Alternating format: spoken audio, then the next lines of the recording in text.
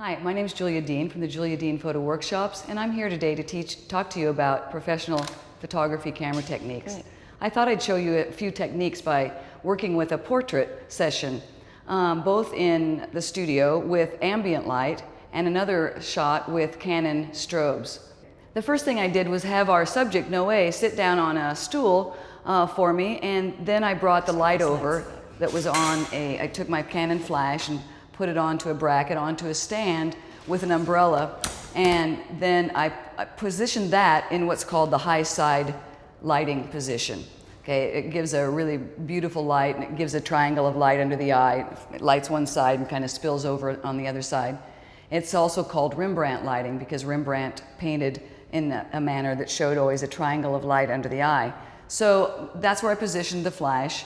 Then once I got everything positioned properly for the subject and the lighting, the lights, then I made sure that everything was set properly on the flash and on my transmitter, which I put on the camera. What I was doing was I was working with flash in TTL mode in the wireless fashion. So there were no wires, no cords, and everything was really easy in the TTL mode. So I put the flash in TTL, but I put it in the slave or remote mode, and then I had the transmitter on top of my camera, which is the master part, the commander part of the device that makes the flash go off. So I set this up in channel 1, I set the flash up in channel 1, and then this made that go off, okay?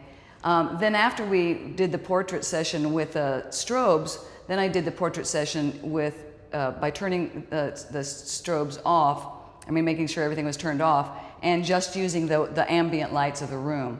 Now, this isn't necessarily something I would choose to do with the lighting that's in this room, because we have a tungsten lamp and we have some fluorescent lights.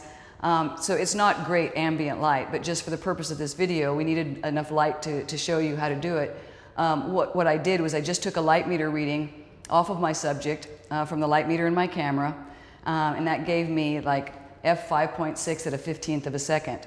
So knowing that I was using such a slow shutter speed, I didn't want to raise my ISO to get a faster shutter speed, so therefore I had no choice but to use a tripod.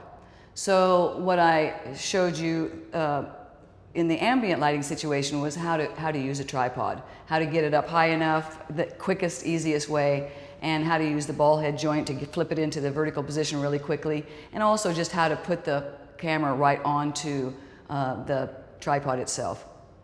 I'm Julia Dean, and this was a lesson in professional photography camera techniques.